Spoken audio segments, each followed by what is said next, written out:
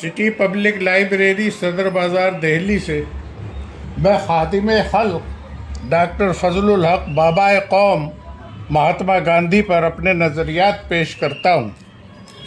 महात्मा गांधी दुनिया की अजीम और नामवर शख्सियतों में शुमार होते हैं। आपकी अज़मत के कायल न सिर्फ अहले वतन हैं बल्कि अहले आलम भी हैं।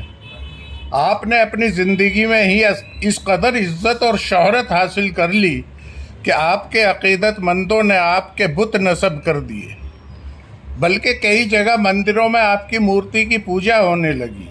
सच्चाई, नेकी, अदम तशद्दुद, कुर्बानी, अमन और मोहब्बत का ये देवता आज सारी दुनिया का रहनुमा है।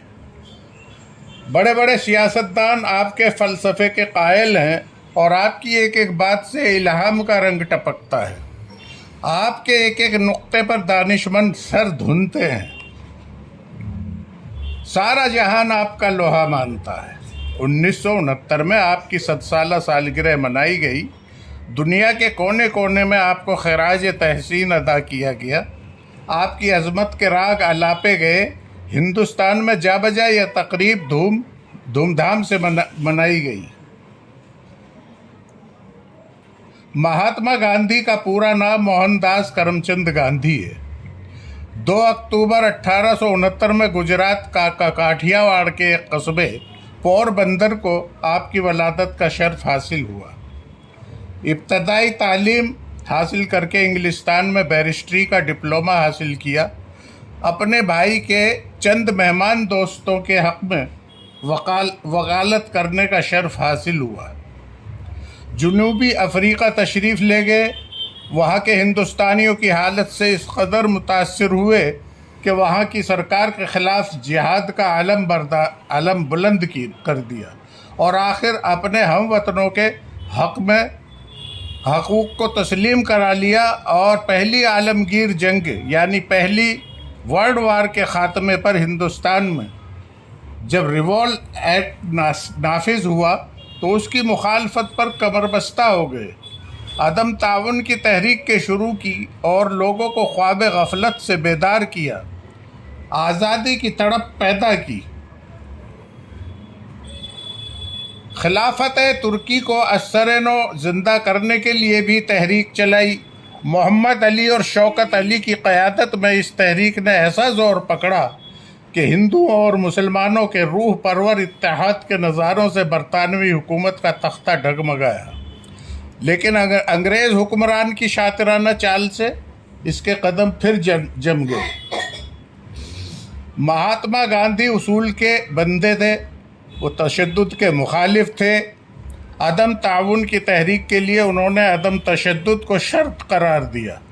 यही वजह है कि जब चोरा चोरी के वाक़यात में बिहार के कुछ लोगों ने जोश में आकर वहाँ के थानेदार और सिपाहियों को कत्ल कर दिया तो महात्मा गांधी ने उसूल की खातिर तहरीक अदम ताउन को बंद करने का ऐलान कर दिया।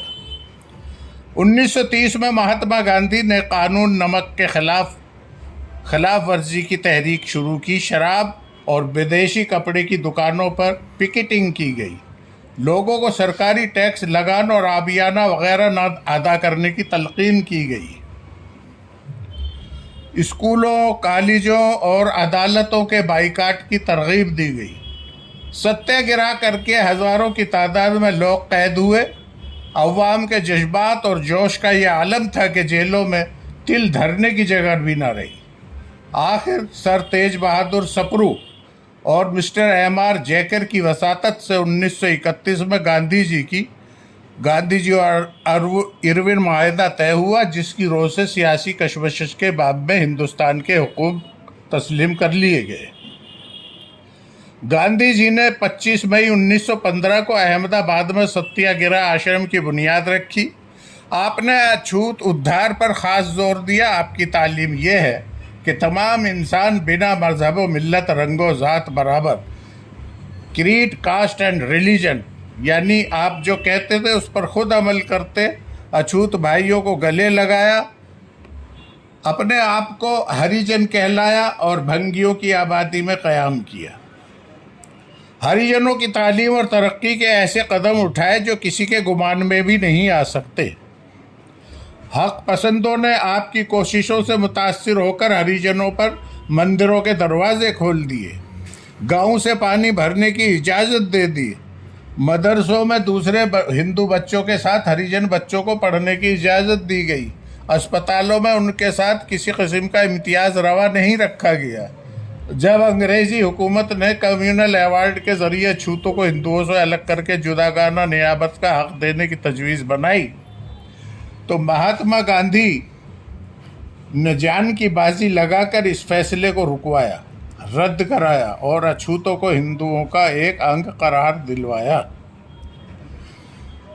سودیشی کا پرچار مہاتما گاندھی کی نظر میں بہت اہم تھا۔ وہ کھادی کو ہندوستان کی نجات کا ذریعہ اور چرخے کو امن دوستوں کا مؤثر ہتھیار سمجھتے تھے۔ آپ کے نزدیک چرخہ ہندوستان کی دیہاتی صنعتوں کا مرکز تھا۔ گاندھی جی ایشور کی ذات پر اس قدر وشواس رکھتے تھے کہ رام نام کو سب بیماریوں کا علاج بتاتے تھے۔ رام اور رحیم آپ کے لیے ایک ہی ذات پاک کے دو نام ہیں۔ صبح و شام عبادت کرنا ہر انسان کے لیے فرض ہے۔ ہندو مسلم اتحاد آپ کو جان سے زیادہ عزیز تھا۔ قدرتی طریقے علاج کو پسند کرتے تھے۔ آپ ہمیشہ سادہ زندگی بسر کرتے تھے، ایک لنگوٹی اور چادر اوڑھے رہتے تھے، تیسرے درجے کے ریلوے ڈبے میں سفر کرتے تھے۔ اس لنگوٹی پہننے والے فقیر کی خدمت میں بڑے بڑے راجوں اور نوابوں کے سر جھک جاتے تھے۔ اس بہت بڑے انسان کی موت کا باب نہایت المناک ہے۔